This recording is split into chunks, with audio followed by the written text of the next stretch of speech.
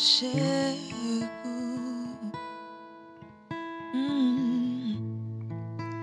ansiando oferecer algo de valor para abençoar teu coração. Mais que uma canção eu te darei, pois apenas uma canção não é o que pedes de mim. Mais profundo buscas, Senhor, do que os olhos podem ver. Queres meu coração.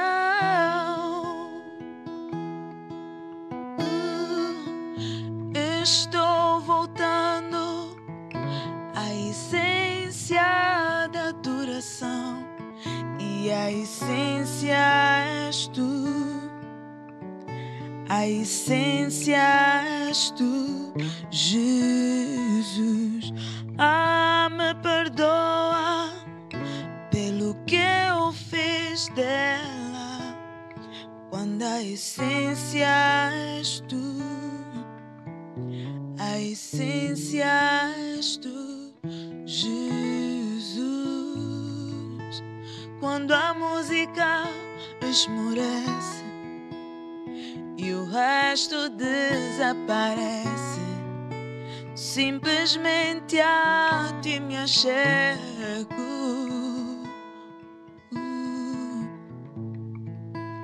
Ansiando oferecer algo de valor para abençoar teu coração. Mais que uma canção eu te darei, pois apenas uma canção não é o que pedes de mim. Mais profundo busca, Senhor, do que os olhos podem ver. Queres meu coração.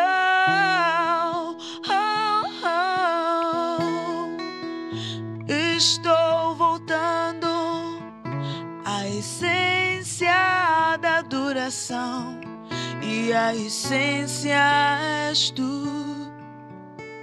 A essência és tu, Jesus. Me perdoa pelo que eu fiz dela, quando a essência és tu. A essência és tu. Estou voltando à essência da adoração, quando a essência és tu. A essência és tu, Jesus. Me perdoa pelo que eu fiz dela, quando a essência és tu. A essência és tu, Jesus. A essência és tu. A essência és tu. Quando a essência és tu. E a essência és tu. A essência és tu. A essência és tu. Estou voltando à essência da adoração, e a essência és tu. A essência és tu, Jesus. Me perdoa pelo que eu fiz luz dela, e a essência és tu, Jesus. A essência és tu, Jesus. És minha adoração, Jesus. És a minha canção, Jesus. És o centro, és a essência, minha canção. És tu, Jesus. És tu, Jesus. Oh, a essência és tu. A essência és tu. Essência, essência, minha canção. Eu te adoro, meu Jesus.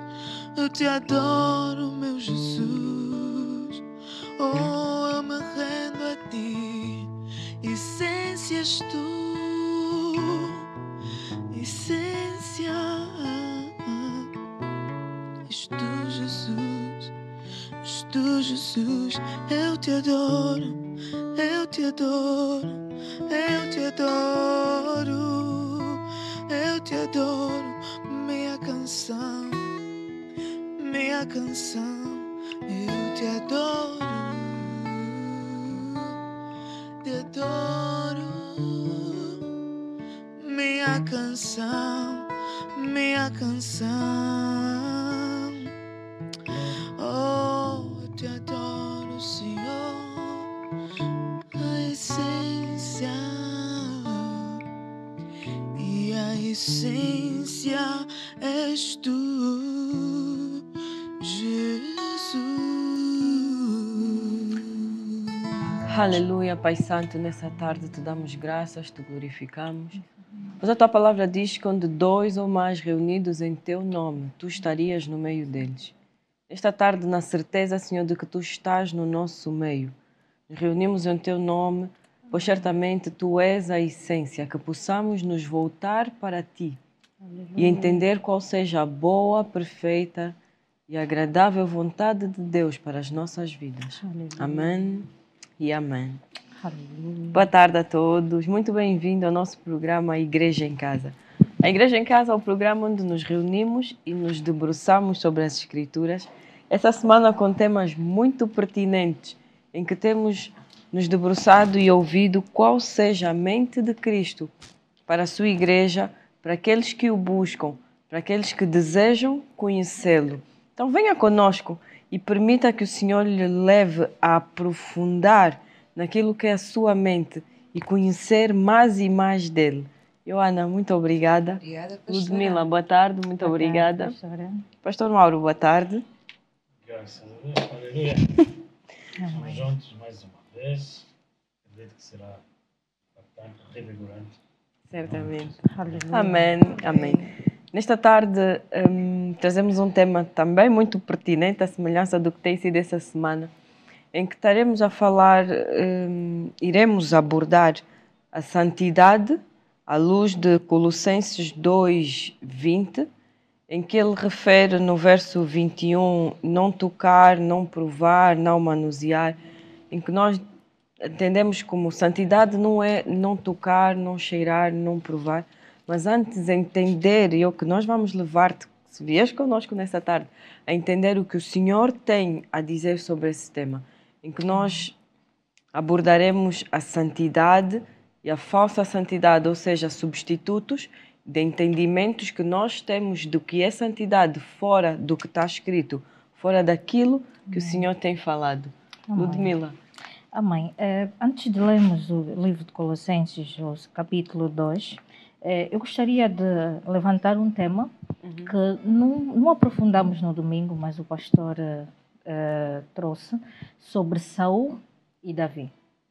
Aparentemente, Saul era um homem socialmente bem posicionado, socialmente, digamos, aos olhos dos homens, e Davi não. Mas, porém, Deus dizia, Davi, um homem segundo o meu coração. Pondo isso no contexto de santidade, que muitas das vezes nós olhamos atribuindo santidade ou atribuindo a vontade de Deus em posturas e não num coração que verdadeiramente se posiciona diante da presença dele. No domingo também havíamos falado sobre uma mulher que estava mal apresentada, isso não aprovando essa conduta, mas como muitas das vezes nós, igrejas, somos levados por aquilo que vemos e não entendemos o que verdadeiramente está no coração do Pai. Já agora vou ler Colossenses 2, verso 20, que diz: se, pois, estás morto com Cristo quanto aos rudimentos do mundo, por que vos carregam ainda de ordenanças como viveis no mundo? Tais como: não toques, não proves, não manuseis, as quais coisas todas perecem pelo uso segundo os preceitos e doutrina dos homens, as quais têm, na verdade, alguma aparência de sabedoria, em devoção voluntária, humildade e em disciplina do corpo, mas não são de valor algum, senão para a satisfação da carne. Acho que aqui rompe tudo que até os dias de hoje nós sustentamos como igreja.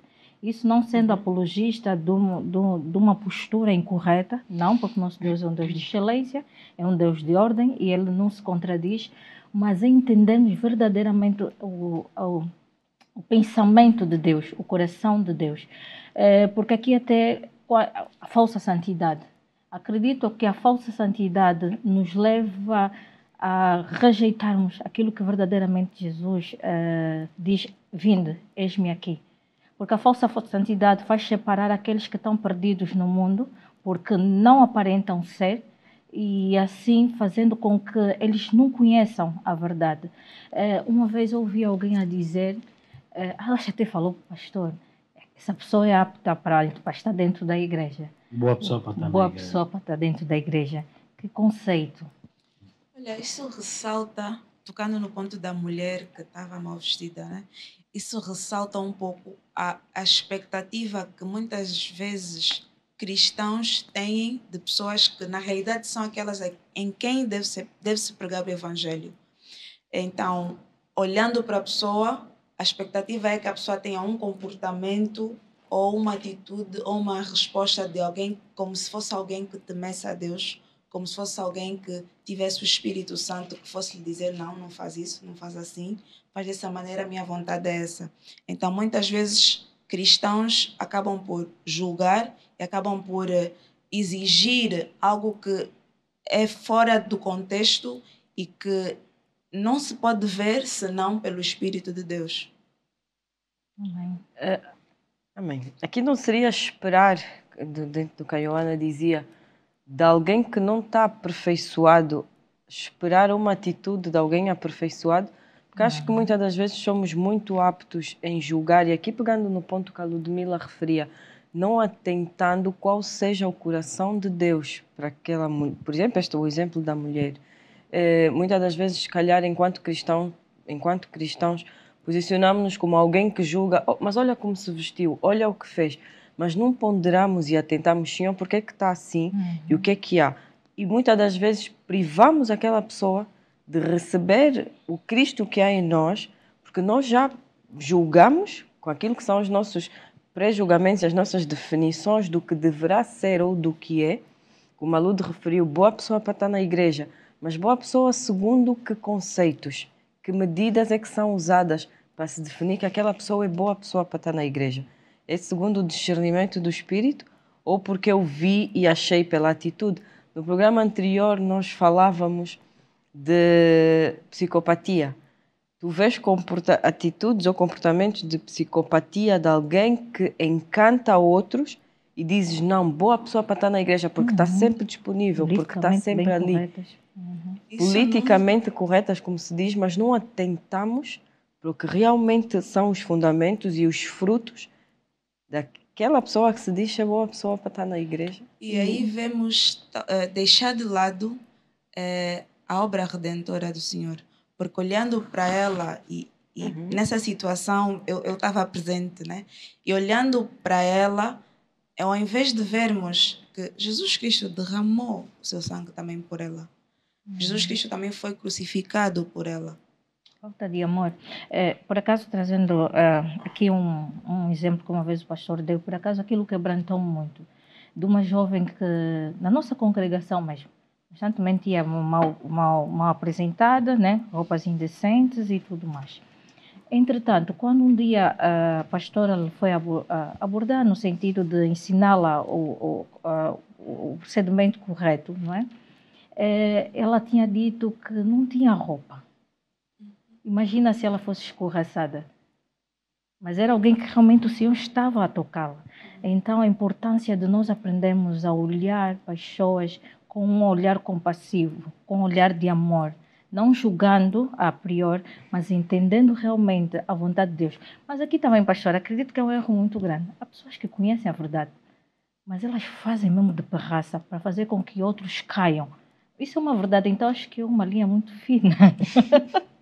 Só antes do pastor responder, só aqui enfatizar o que a Lude referiu, uma frase que eu não sei se li ou ouvi por estes dias, em como nós esperamos que o Senhor nos trate de uma maneira, mas não tratamos os outros com a mesma compaixão com que Ele nos tratou. Amém. Olha, a pastora fez-me lembrar, há dias eu postei isso no meu estado do WhatsApp. Então acho que foi o que eu li. bem da frase.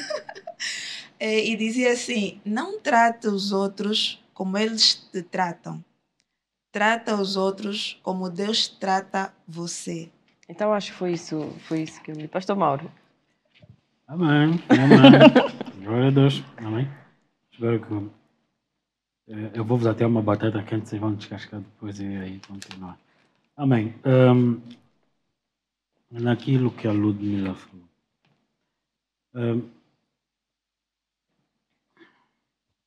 O espírito da letra, né? Entender a questão. Não é tolerar.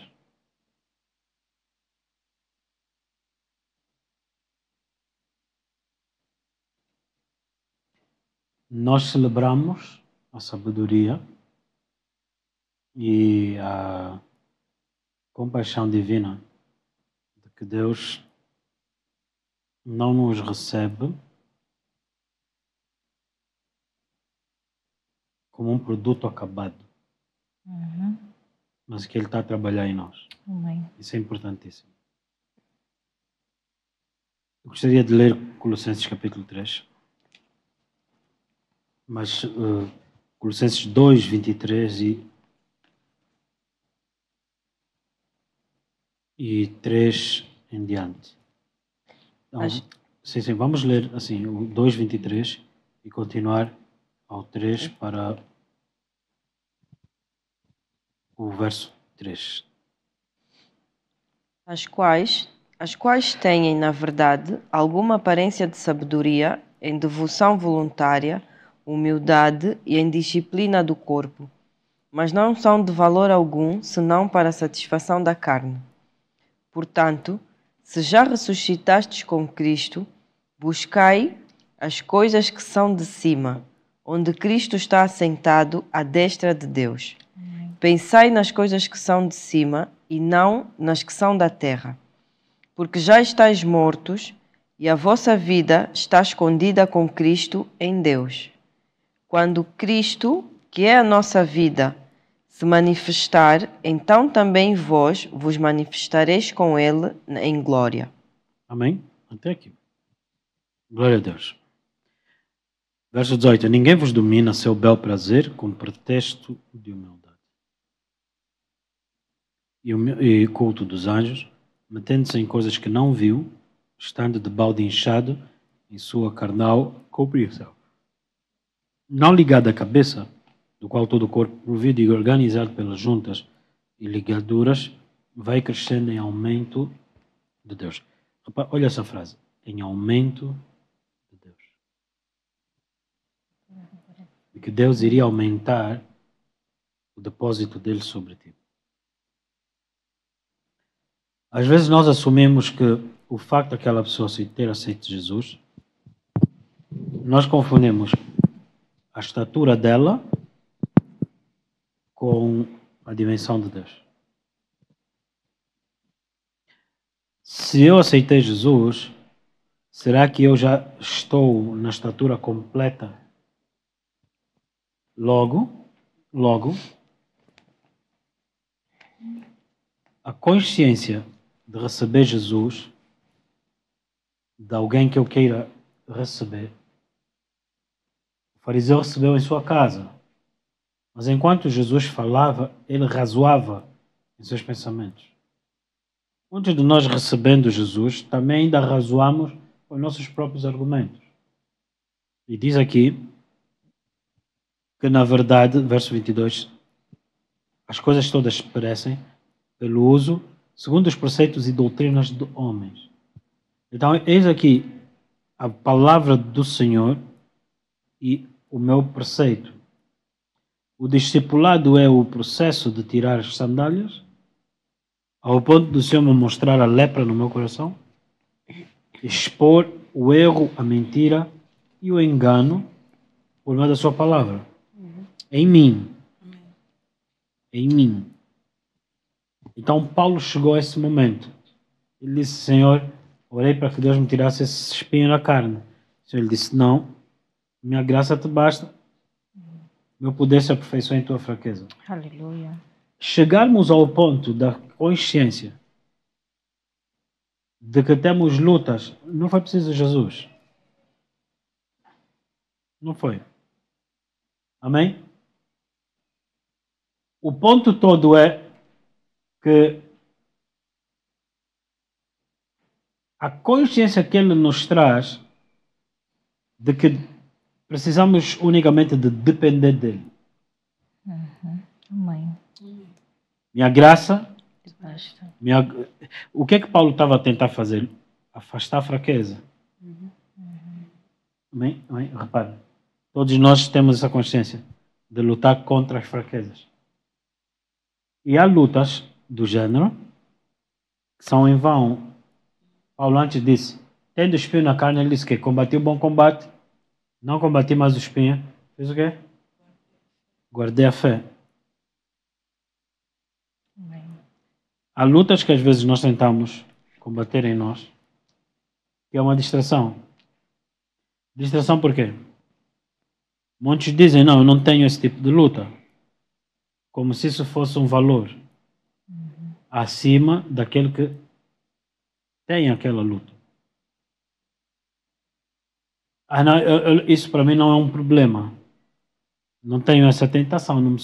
Isso não opera em mim. Correto? Lute falou sobre Davi e Saul. Certo. Exatamente. Saul não tinha as lutas que Davi tinha. Saul não travou tantas lutas quanto Davi travou. Saul não errou tanto quanto Davi errou. Mas o fato de Davi ter errado, e se errasse mais um bocado, ou tivesse mais tempo para continuar a errar, o testemunho de Deus sobre ele é que era um homem segundo o coração de Deus. O testemunho de Deus sobre Abraão é de que ele acreditou e aquilo foi imputado como justiça. Mas nós vemos muitos erros em Abraão. Vocês perguntam, Abraão, como é que não é tua irmã, Abraão? Como é que é tua irmã? Você é tua mulher, Abraão. Amém? Abraão, o Senhor te disse que Ele vai te dar um filho. Abraão, você não aprendeu o suficiente com Adão, que ouvindo a mulher dele, a humanidade caiu. Você está ouvindo Sara. Sara não riu. Ela não é incrédula.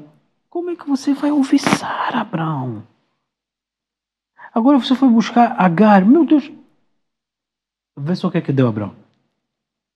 Agora Sara mandou Agar embora. Achas que ia fazer o quê?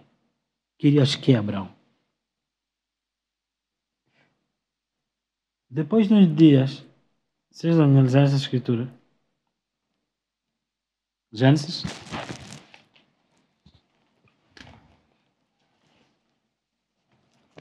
Aleluia.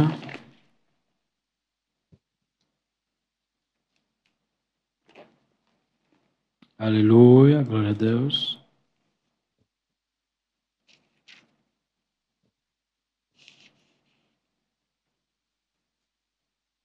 Quando é que Deus disse a Abraão,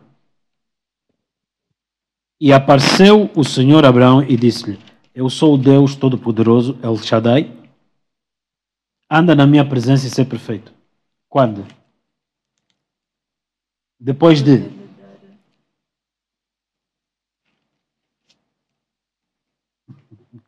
Fala. A irmã ia dizer, depois dele dar a luz. Diga, irmã. Depois de Agar ter dado a luz, Deus lhe disse, anda na minha presença. Mas Deus estava a provar isso. Não. Amém?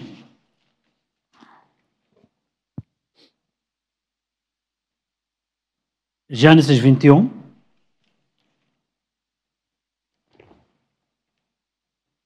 Amém.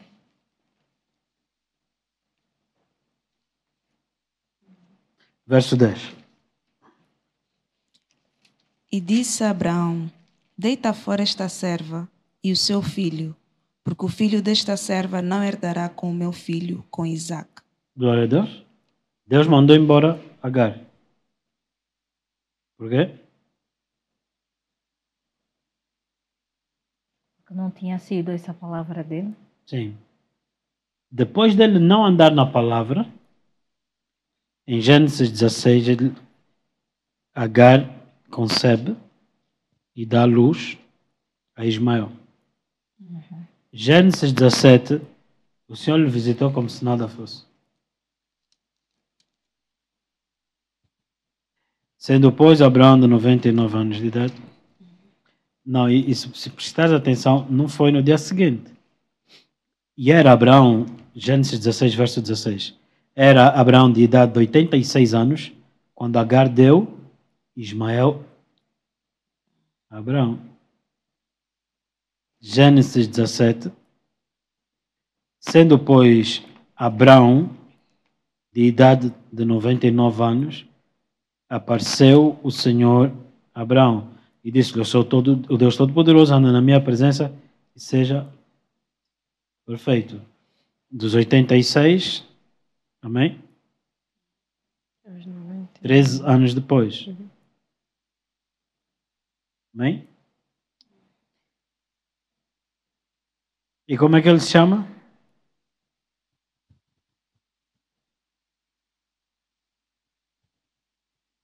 Como é que ele se chama? Abraão. Como é que ele se chama? Gênesis 17, verso 1.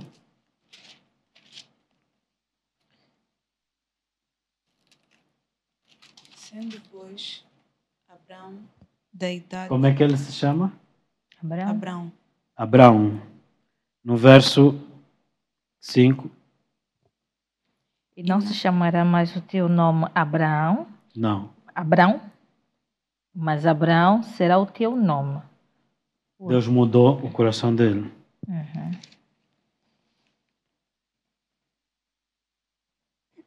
Quando é que a mudança veio? Em santidade ou no erro?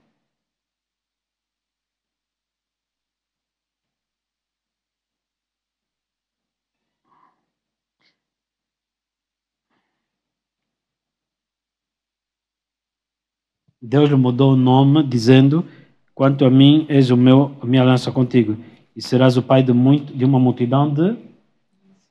Quando é que Deus lhe prometeu isso? Depois ou antes dele pecar? Depois de ter pecado. E se lhe prometesse antes de pecar? Assumiríamos Que foi na força dele, na foi santidade na santidade dele. dele. Amém. Sim? Amém. Pastor, eu tenho aqui um ponto. Por acaso, a pastora não tinha chegado lá, mas eu já estava a pensar nisso. A santidade, a falsa santidade, como ela se assemelha-se ao orgulho.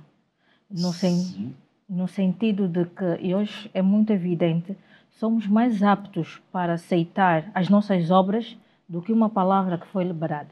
Quando falamos de penitência, vou orar X terços, vou fazer não sei o quê, vou me sacrificar, buscamos a santidade nas nossas obras e não naquela pessoa que nele reside toda a santidade de Jesus. Quando ele diz que eu levei os vossos pecados, é difícil de aceitar que ele levou meus pecados. Não, eu tenho que pagar um preço para isso, mas o preço já foi pago. E isso, como ele se assemelha e evidencia-se tanto o orgulho, e aqui um perigo muito grande. Deus diz que ele abomina o orgulhoso. Ou seja, nós às vezes falamos de falsa santidade, mas nós não aprofundamos o perigo disso. Olhamos de maneira muito superficial. Então, realmente, ao olhar para isto, de que Deus não veio com a promessa, quando Abraão não tinha ainda, nele não havia pecado. Na verdade, Deus veio com a promessa quando Abraão já havia pecado.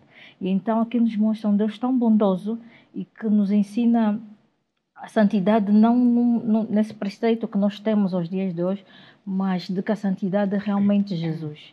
E isso, uau! Aprofundando isso, abre o nosso entendimento de tal maneira, a nossa visão, de que a santidade não é pelas nossas obras, não é pelos muitos nossos feitos, mas a santidade é efetivamente Jesus. E aqui, pastor, até isso em forma de uma pergunta, poderíamos falar de santidade sem o Espírito Santo? Porque às vezes nós falamos muito, não, aquela pessoa é santa, aquela pessoa, sim senhora, mas associamos o Espírito Santo. Aqui nós estamos a falar de um espírito de zombaria ou escárnio, no sentido de pegar nas coisas sagradas do Senhor e torná-las não é abundantes, mas Vulgares? acaba por se tornar corriqueiro ou vulgar, no sentido de que acredita-se hoje, passou-se ao estágio de fé sem a palavra, perdão sem arrependimento, de tal modo que não é tão necessário, até podemos dar um jeito, vamos resolver isso. Então, às vezes nós precisamos de aprender a analisar as escrituras, aplicá-las. Repara, por exemplo, partistes esse copo, como é que vais fazer? A tendência da acusação não, eu vou reparar. Ok, repara. O copo vai estar lá, não vai estar aperfeiçoado. Vai continuar com o estrago causado. E a pessoa, pelo menos, reparei. Mas o que é que me fez partir o copo? Agora imagina que se me perguntarem, o copo partiu, o que vais fazer? Eu não sei como fazer. Dás conta que o que partiu sabia como arranjar, mas este segundo partiu não sabia como arranjar.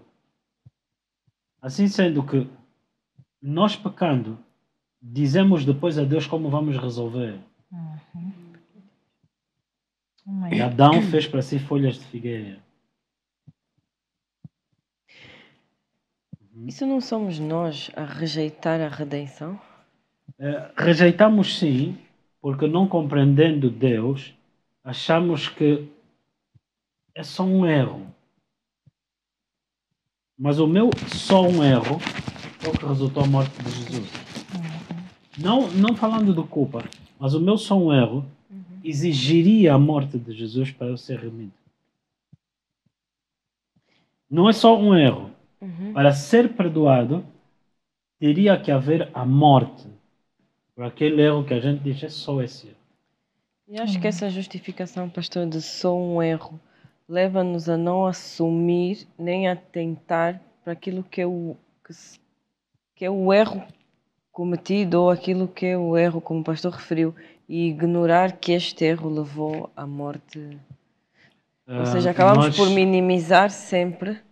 Mas quando Adão pecou, Adão estava... A única coisa que Adão conhecia até então era a glória. Há um louvor. Quem já pisou o santo dos santos noutro lugar não sabe viver. Há muitos que nunca pisaram no santo dos santos. Ele sabe mesmo viver sem a glória. Por mais que ele cante, tanto se lhe dá, porque ele sabe viver sem a glória. Isso é necessário. Adão não.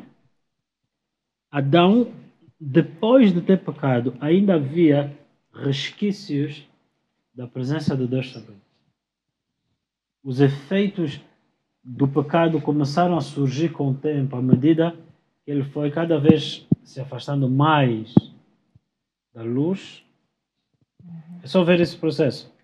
Enoque antes, em vez de Adão, Enoque, o sétimo de Adão, andou cada vez mais próximo à luz e Deus lhe tirou. Adão não. Cada vez mais distante de Deus, mais trevas, menos luz. Nós que conhecemos a palavra, habituados a crer na palavra, deixamos de repente de ler a Bíblia e sentimos algo a desvanecer. Quando nos agarramos regularmente na palavra, sentimos algo a consolidar-se em nós novamente. Sabe o que é aquilo? Então, assim sendo, é muito fácil alguém ignorar porque ele nunca experimentou a glória. No que toca à salvação, muito se diz, aceitou Jesus. Nós lemos, creu, mas não recebeu o Espírito Santo. Então, ele faz ali uma menção de creu. Seria que ele estava a dar crédito. Ele estava a dizer, ok, seria... Ou ele creu mesmo? Porque nós começamos a crer pelo Espírito de Deus. Quando o Espírito Santo te abre os olhos, depois você dá conta que você não acreditava. Amém? Você dá conta que você era cego. E agora você dá conta que naquela tua cegueira você era tão orgulhoso. Nunca. Não. Como assim? Por quê? Orgulho. Porque a tendência do erro é ficar exposto. E essa exposição produz a vergonha. Porque alguém diz, eu vou fazer assim, achando que vai dar certo, que ele não vai errar. E quando não dá certo, o assumir, não, vou consertar, é orgulho. Ainda por cima de quebrar, não sabes a consequência do que quebraste, nem como consertar, vais consertar. E ele disse, então, aquelas pobres ovelhas que esperam em mim para consertar, não aquelas que acham-se ricas, aptas para consertar. E é exatamente essa uma forma simples, simplificada, de olhar para a necessidade do nosso perdão nele e não sermos nós os autores da nossa fé. E há um ponto nisso. Falando nisso, olharíamos para a oferta de Caim, que Deus não aceitou, mas de Abel, que ele atentou. Porque entendemos que ele atenta para a palavra dele. Deus vela, atenta para a palavra dele. E a palavra dele é que não se faz redenção sem o sangue. E toda oferta que Deus quis receber era redentora. O que é que nós iríamos dar ao Senhor? O que adianta nós darmos a Deus senão aquilo que é dele? O que Deus quer é a redenção. Gênesis 22. Bro, não mexe na criança, porque agora sei que o teu coração é meu. O que é que Deus queria? Somente resgatar o nosso coração para ele. Então, Saul não tinha nenhum erro, mas Davi, o coração dele era do Senhor. Essa é a grande diferença. Porque eu posso ter ausência, abstinência de erros, mas meu coração não é do Senhor. Então, por que o meu coração não é do Senhor? Eu não preciso de um Senhor, não preciso de um Salvador. Pastor, Eu não preciso de um Redentor. Por quê? Eu por mim mesmo consigo fixar. Davi foi o que disse, não tira de mim o teu Espírito Santo. Vou tirar o palácio, vou tirar o povo. Teu Espírito não. Saul disse, não, Samuel, aí onde, Samuel? Samuel, vamos juntos. É aquilo, manter só aparência. Então, um homem segundo o coração de Deus não vive da aparência. E aí a Bíblia diz, dessas aparências que tem só uma faceta de uma humildade fingida, mas nega a eficácia da humildade. Saul tinha essa aparência. Ele foi eleito pela aparência dele. Davi foi eleito pelo coração dele. Amém. É necessário você atentar a isso. Aí eu não tenho aquela aparência. Espero, às vezes eu ainda pergunto, se me visse na rua, tem a cara de pastor? Não, eu não tenho aparência. Mas a minha obediência é o que conta. Não o meu sacrifício. A minha obediência. Todo sacrifício é com foco na redenção. Deus não ia aceitar qualquer coisa. Então, mas então, pastor, por exemplo, meus dízimos, a minha oferta, exatamente isso. É ali onde eu guardo a minha aliança com ele. Meu coração é teu. Meu coração é teu. E eu vos ensinei um princípio. Quando eu tinha nada, dependia dele. Tendo 1 milhão de kwanzas, 1 milhão de euros, eu vou continuar a perguntar, Senhor, preciso dessa garrafa d'água. Porque se eu confiei nele ou eu dependi dele? São duas perguntas. Eu confiei nele quando não tinha ou não tenho opção senão esperar e depender dele. Entendeu? Não. O meu depender dele não é essa essência de dependência porque não tenho solução. Não. Quando eu confiei, foi o meu coração que se tornou dele. Tu és meu Deus. És o meu Pai. Eu sei que eu tenho dinheiro, mas eu sei que tu tens o prazer em providenciar para mim. Amém. Eu não quero te substituir. Eu não quero te dizer, olha, confio nesse dinheiro. Não te preocupes, Deus. Eu tão quero. Há uns anos atrás eu pregava o evangelho nas ruas de Londres e alguém me disse, Deus, estás lá em África, eu tenho dinheiro. Infelizmente, atraímos para a igreja pessoas porque não têm dinheiro. Atraímos pessoas porque elas não têm dinheiro. Deus nunca teve problema com o dinheiro. Mesmo a tua pobreza como humildade não é verdadeira. Não é isso que agrada a Deus. O que agrada a Deus é você ser milionário ou nenhum dinheiro, mas os teus olhos estarem focados nele. Aleluia. Ou isso é o que estou a dizer. Ver Deus providenciar quando você tem dinheiro no bolso. Dá gozo. Mas esse gozo eu aprendi quando eu não tinha dinheiro. Sabe como é que se acumula riquezas, né? Não se gasta. Poupanças. Investe. Quando você vê Deus te dar semente para o semeador, e você acumula semente, porque o Senhor providencia.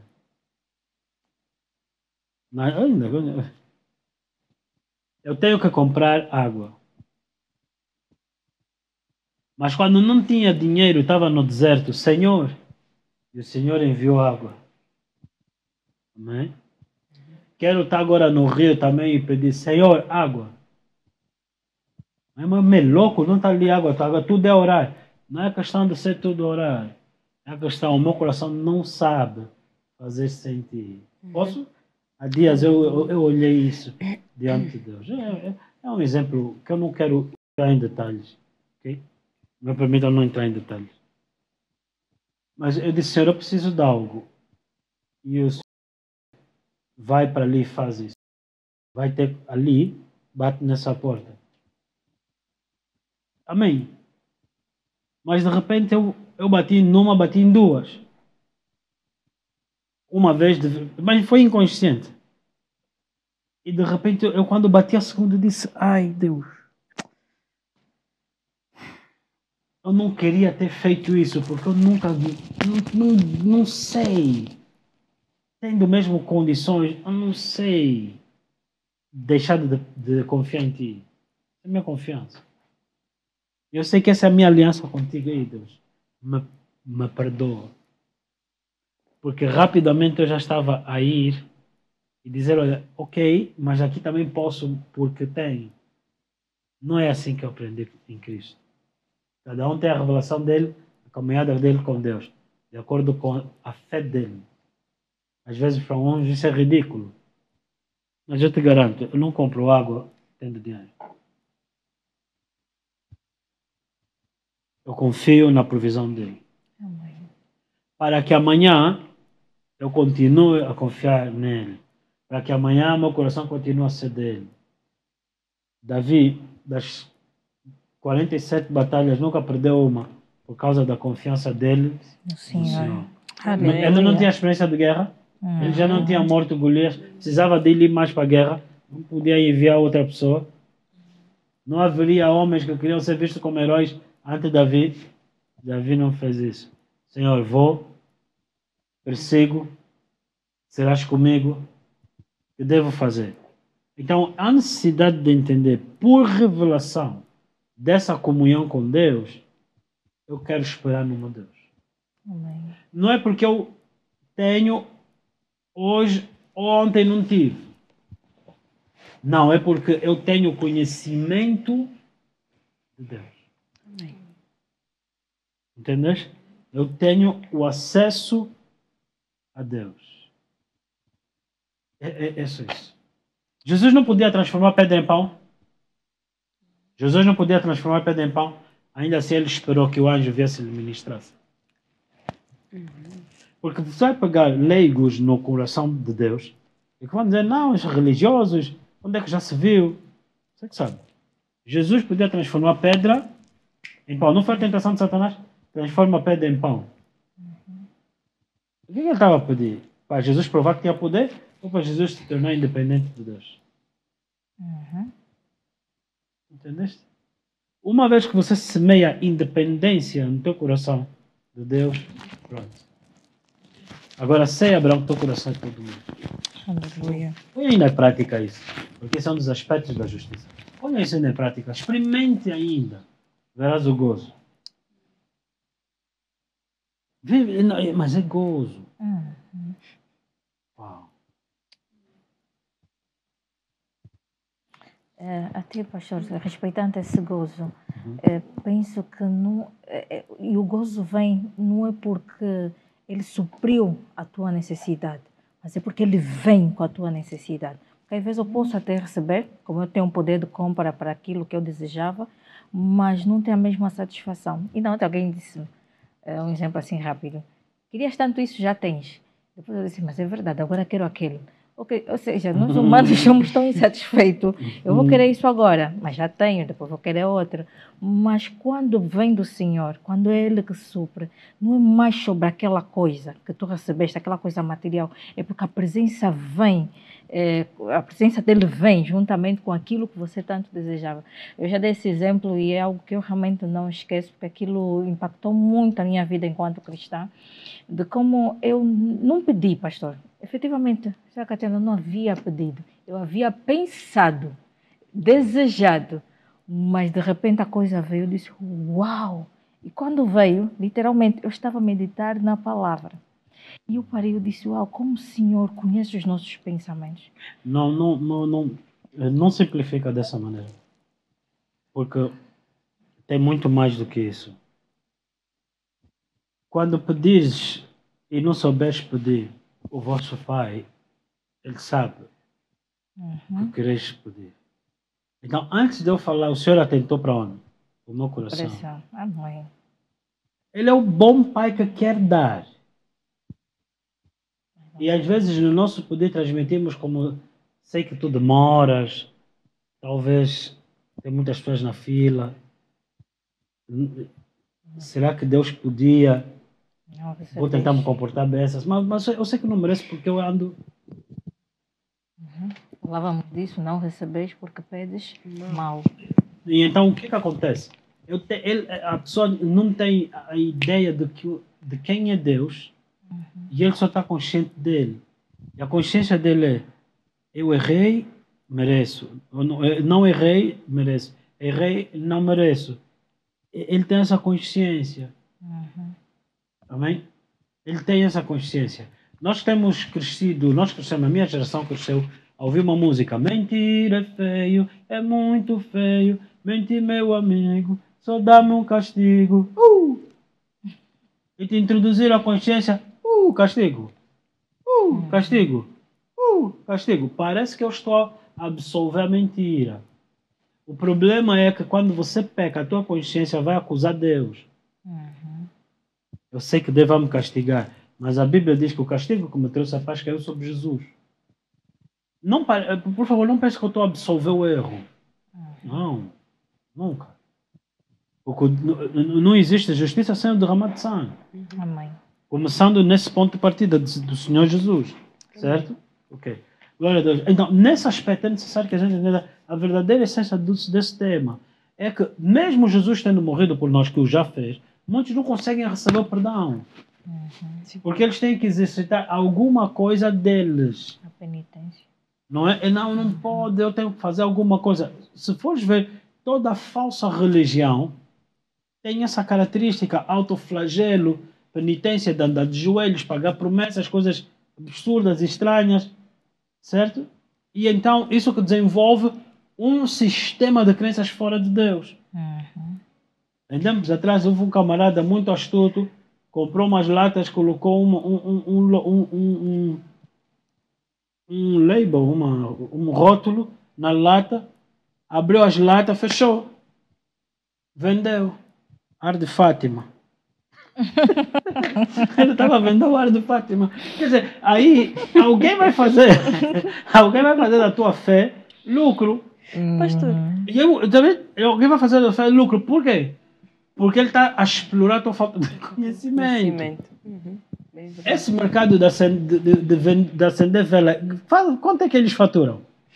Não mexe ainda nos dízimos e ofertas da igreja. Não, conta, é meu Deus. Eu confessei ao meu Deus. O sacrifício é meu, não é teu. Agora, repara só bem. Quanto é que custa as velas que eles fazem?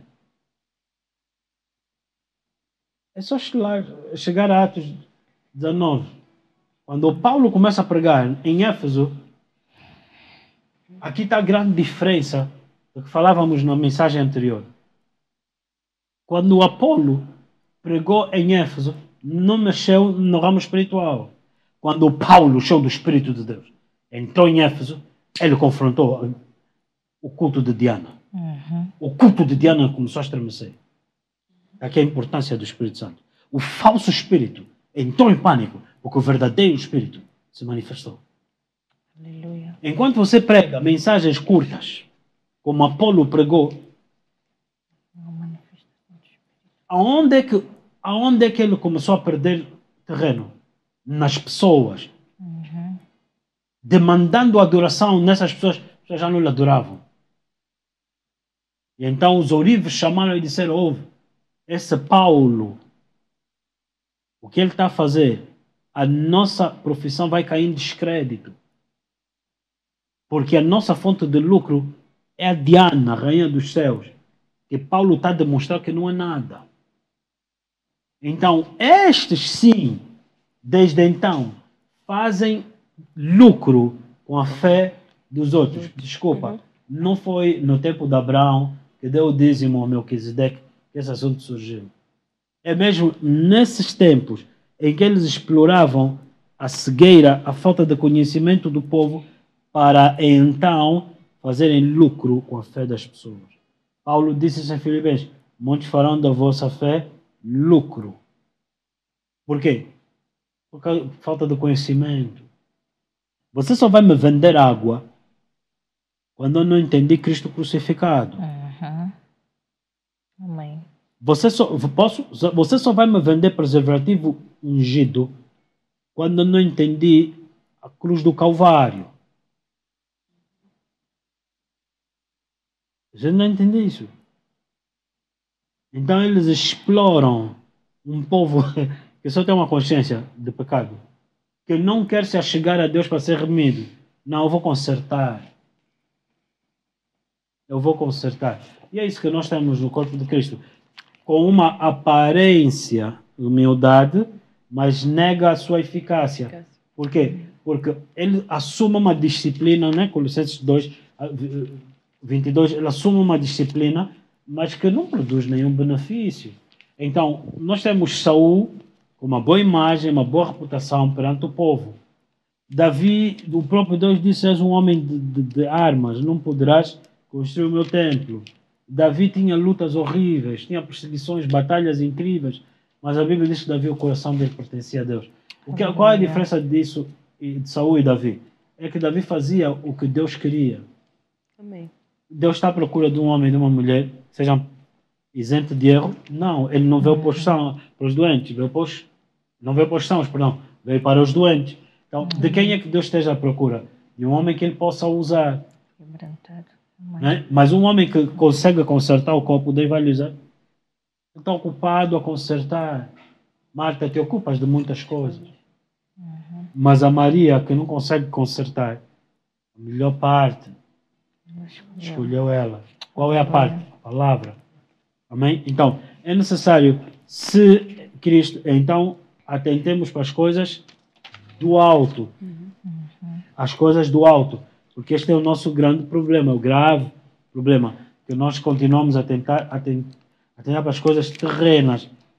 E aí continuamos a ter uma consciência de que nós vamos dar um jeito da nossa maneira. E então isso cria um desgaste. Porque tudo que você tentar consertar vai continuar torto. Amém. Vai continuar torto, não produz gozo. E qual é o segredo? Deixa o Senhor consertar. Só que Ele não vai consertar da tua maneira. Amém. Ele vai confrontar aquilo que fez o copo partir. Amém. Deixa Ele consertar. Porque no consertares o copo, escondes aquilo que fez o copo partir. Quando Moisés matou o egípcio, Deus lhe trouxe. O que é que Deus fez? Lidou com o coração dele, que fez ele matar o egípcio. Entendeste? A necessidade de nós prestarmos a devida atenção. Por isso é que Deus usou Davi, porque Saul sabia consertar. Ele trabalhou na imagem dele. Amém. As pessoas trabalham muito na sua imagem, não consentem na necessidade, mas fica mal. É por isso que Nicodemos foi à noite, não foi de dia, por causa da imagem dele. Né? Então, fica mal ser visto. Então, deixa Deus trabalhar na tua imagem, na tua identidade. Deixa Ele te mostrar o que é a sua exigência. Então, Coríntios diz que Ele foi feito para nós justiça e santidade. Logo, santidade não é deixar de tocar, provar. Santidade é herdar aquilo que era de Jesus. Amém. Que gratuitamente nos foi dado para que fôssemos dele. Glória a Deus. Amém e amém. Mais uma vez, obrigado por estarmos juntos. Igreja em Casa é um programa fantástico e que muitos mais possam aderir e fazer parte e mais casas se multipliquem por essa Angola, Portugal e aonde esse evangelho chegar, no nome de Jesus. Essa é a nossa visão. Amém. Glória a Deus. Amém e amém. Amém. Pastor Mauro, muito obrigado. Não se esqueça de seguir as nossas páginas www.artefe.org. Baixe o aplicativo, faça parte, seja participante, acima de tudo, faça espaço. Amém. Glória a Deus. Bendito Deus e nosso Pai, que nos amou, negando-se a si, e enviou seu Filho amado em santidade, nos redimiu. Bendito Deus e nosso Pai, que nos amou, negando-se a si